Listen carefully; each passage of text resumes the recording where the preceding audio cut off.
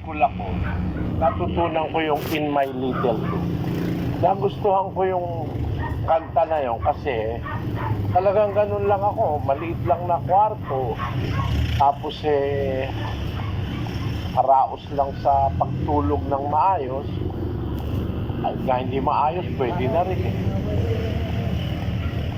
wala ako nung parang malaking bahay. Tapos hindi ko po pangarap yun. Ang punto ko, hindi ko po pangarap yung ganun. Iba siguro ang pangarap ko kaysa sa iba.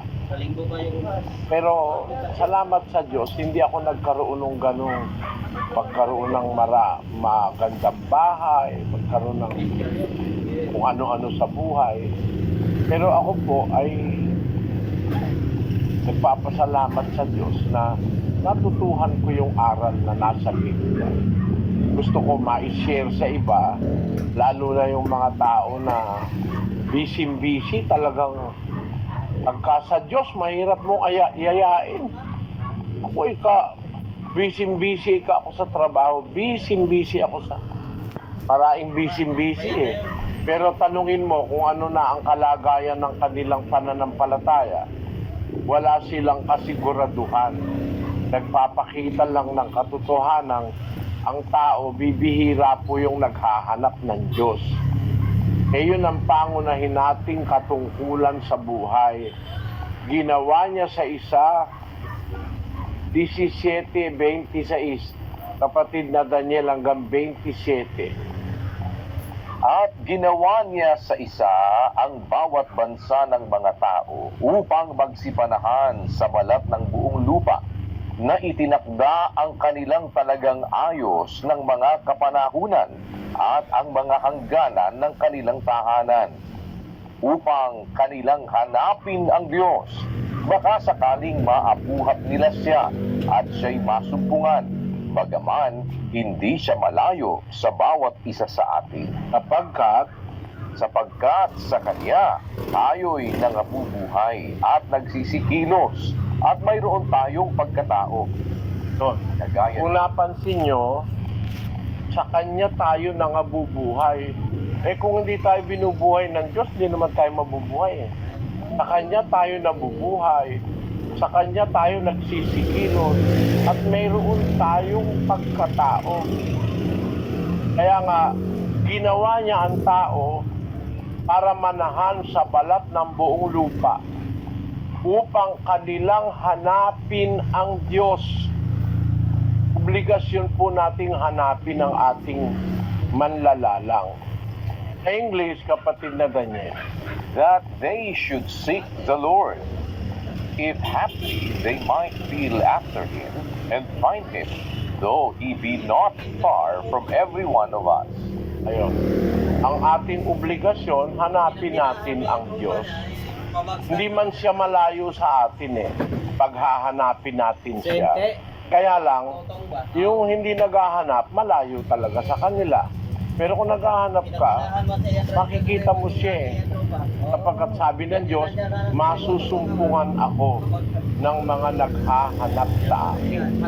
Salita ng Diyos yun. At sa kanyang pagmamahal, kuminsan, hindi ka man naghahanap, masusumpungan mo pa rin siya. Sabi dun sa aklat ng Isaiah. Kaya po, obligasyon nating hanapin ng Diyos. Kung nakakaramdam kayo, kaya kayo bumabalik dahil parang gusto nyo yung kabutihang naririnig nyo, gusto nyo magbagong buhay, gawa ng Diyos yun sa atin. Sabi sa Biblia, Diyos ang gumagawa sa inyo maging sa pagnanasa at sa paggawa ayon sa kanyang mabuting kalooban. At yung sinasabi sa 2:4 na una nating binasa, hindi mo baga at nalalaman ng wika, ang kabutihan ng Diyos ay siyang umaakay sa iyo sa pagsisisi.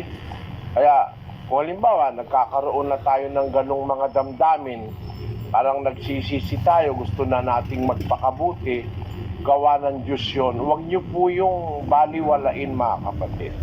Pagbigyan natin ng Diyos sa buhay natin, bumalik kayo araw-araw na may pag-aaral tayo para matutunan po ninyo yung salita ng Diyos. Umpisa natin ngayon ang ating paksa.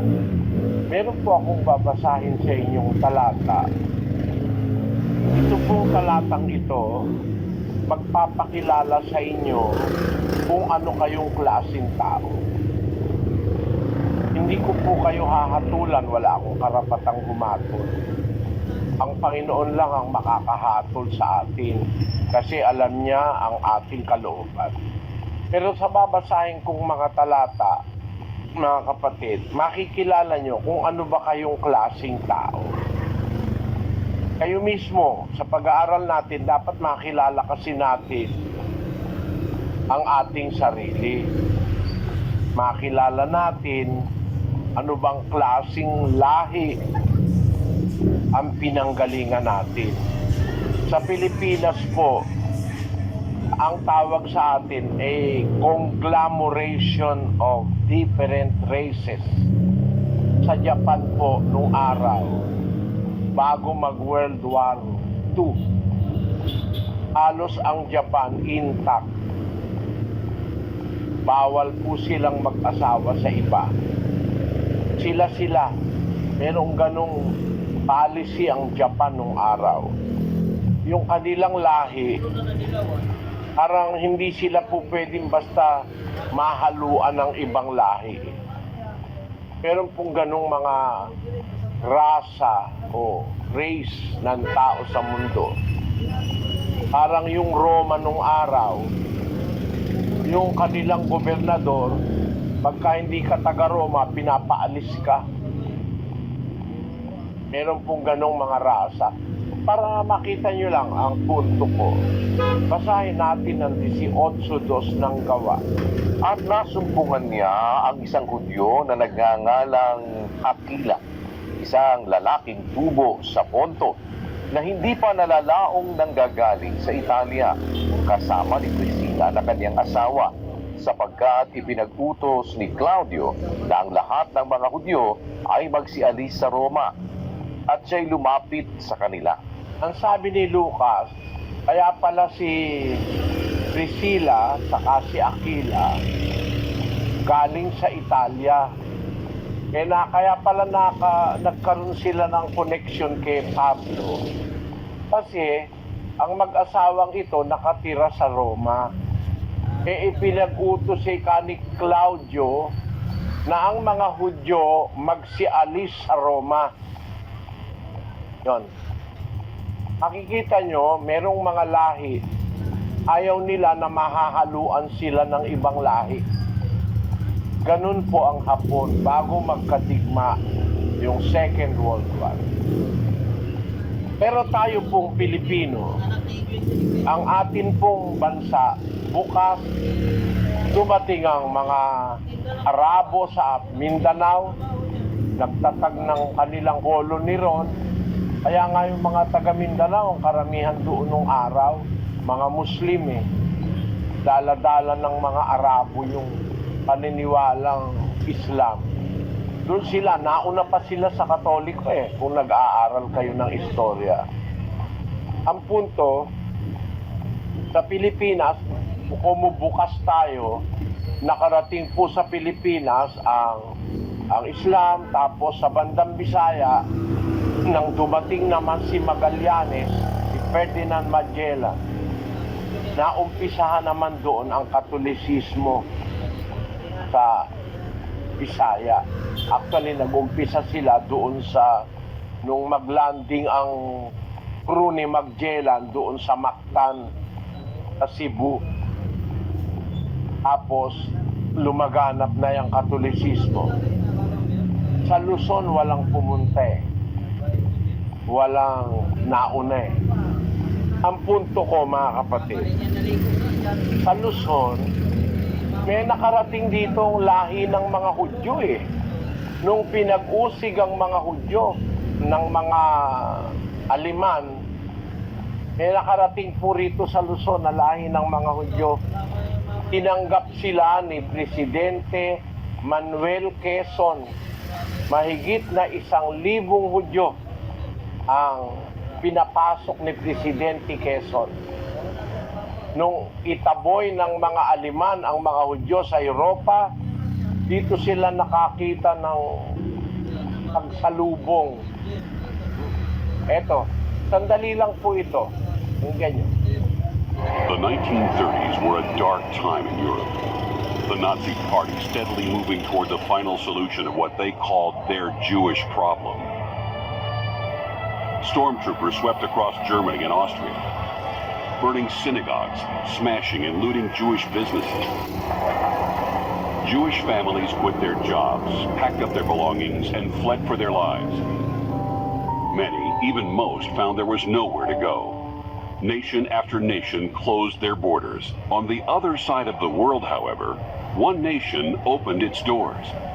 More than 1,000 people attended a rally in Manila saying that Hitler had violated the inherent right of every man to freedom, life, and the pursuit of happiness.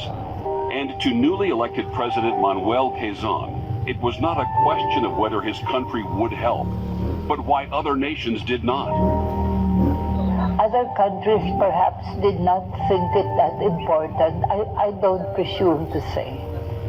But I know that Dad had the moral courage to do it because he believed in the sanctity of human life and the right of people to live life as they believe they should.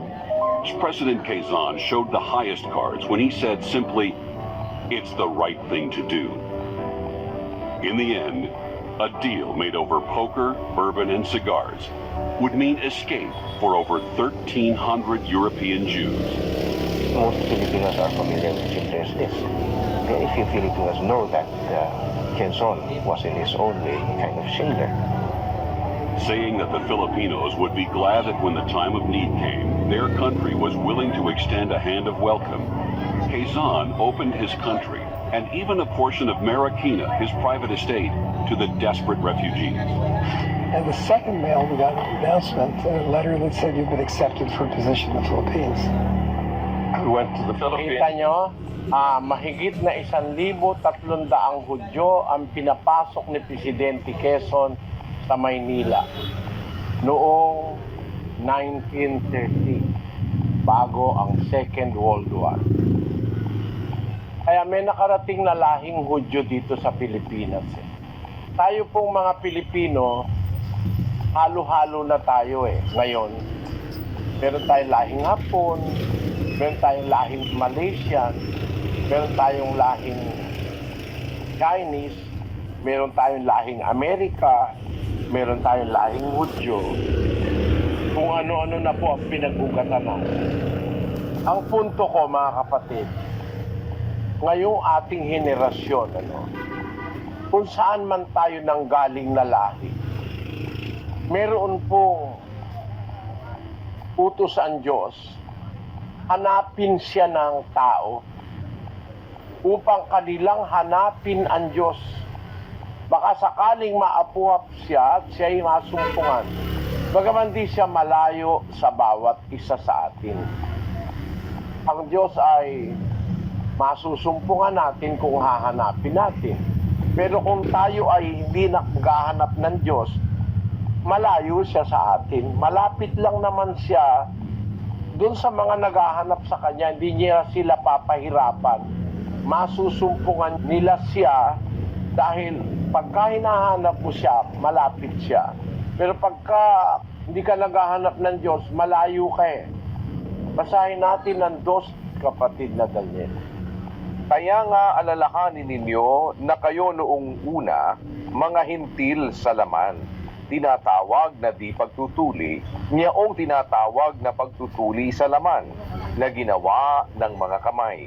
Na kayo ng panahong yaon ay mga hiwalay kay Kristo, na mga di kabilang sa bansa ng Israel, at mga taga-ibang lupa tungkol sa mga tipan ng pangako, na walang pag-asa at walang Diyos sa sanglibutan.